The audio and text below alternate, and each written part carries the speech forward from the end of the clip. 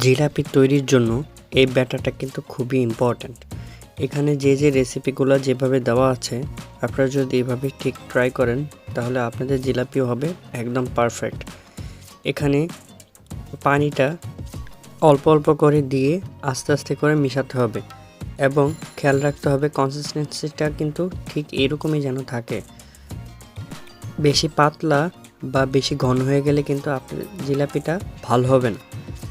High dose ছাড়াও কিন্তু জিলাপি খুব ভালোভাবে বানানো যায়, সেটা হচ্ছে ইনো ব্যবহার করতে পারেন আপনারা। আমি এখানে ইনো ব্যবহার করেছি। হাই ডোজ কিন্তু শরীরের জন্য অত্যন্ত ক্ষতিকর একটি জিনিস, তাই আমি হাই ডোজটা স্কিপ করে ইনোটা অ্যাড করেছি। একটা পাইপিং ব্যাগের মাধ্যমে আমরা জিলাপিগুলোকে ভেজে নিব। তো পাইপিং ব্যাগের মধ্যে ব্যাটারটাকে ভরে নিতে হবে প্রথমে।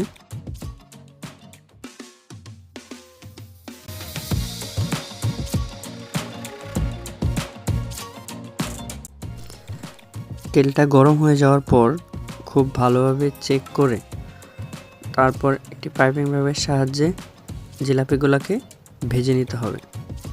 সুগার সিরাপ তৈরি করার জন্য চিনি 200 গ্রাম, পানি 100 গ্রাম নিয়েছি, অর্থাৎ চিনি যতটুকু পানি তার অর্ধেক। আর মনে রাখতে হবে চিনি শিরাটা কিন্তু অবশ্যই কুসুম গরম থাকতেই হবে। একদম ঠান্ডা হলেও চলবে না, একদম গরম হলেও চলবে না। খুব সহজেই আমাদের দোকানের মতো বাসায় জিলাপি তৈরি হয়ে গেল। আপনারা বাসায় অবশ্যই ট্রাই করবেন আর কমেন্ট করে জানাতে ভুলবেন না।